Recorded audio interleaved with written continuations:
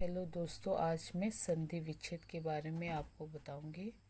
संधि का अर्थ होता है दो वर्णों के मेल और विच्छेद का अर्थ होता है अलग करना। दो वर्णों के मेल को संधि कहते हैं, लेकिन जब इन शब्दों के वर्णों को अलग अलग करके फिर से पहले वाली स्थिति में लाते हैं तो उसे संधि विच्छेद कहते हैं। विच्छेद करने से पहले हमें संधि और संधि के नियम के बारे में जानकारी होनी चाहिए। अब हम कुछ शब्दों का विच्छेद करते हैं। जैसे हिमालय शब्द है, हिमालय, हिम प्लस आलय। जैसे यहाँ हिम है, अंत में लगता है अ और यहाँ आ, इनको मिलाने पर आ ही होता है और ये दीर्घ स्वर के अंदर आता है। उसी तरह विद्यालय है, विद्या प्लस यहाँ लेंगे हम आलय, इसके नीचे आएगा आ प्लस आ, तो ये आ ही होता है, ये भी दीर्घ स्वर है। विद्यालय इस तरह से विच्छेद होगा और आपको नियम पता होना चाहिए।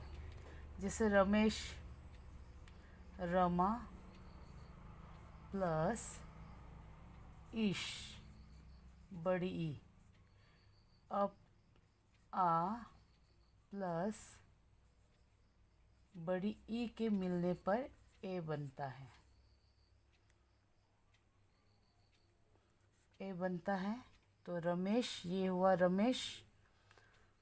उसी तरह सदैव में ये है गुण संधि के अंदर आएंगे। अब ये सदैव, जैसे सदा प्लस एव, आपको नियम पता होगा।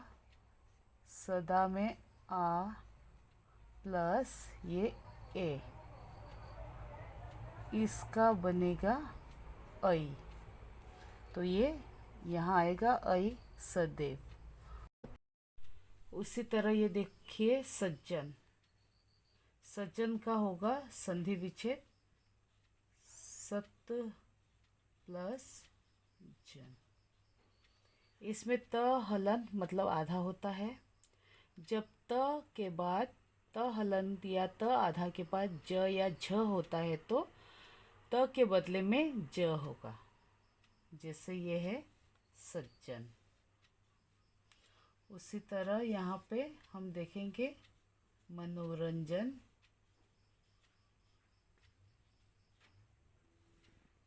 जैसे मनोरंजन शब्द है, इसका संधि विच्छेद होगा मनः प्लस रंजन।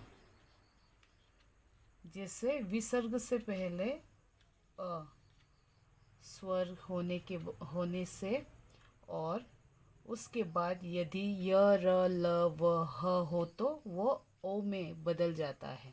जैसे ये र है तो ये जो विसर्ग है ये ओ में बदल जाता है, विसर्ग जो है ओ में बदल जाता है। जैसे ये है मनोरंजन।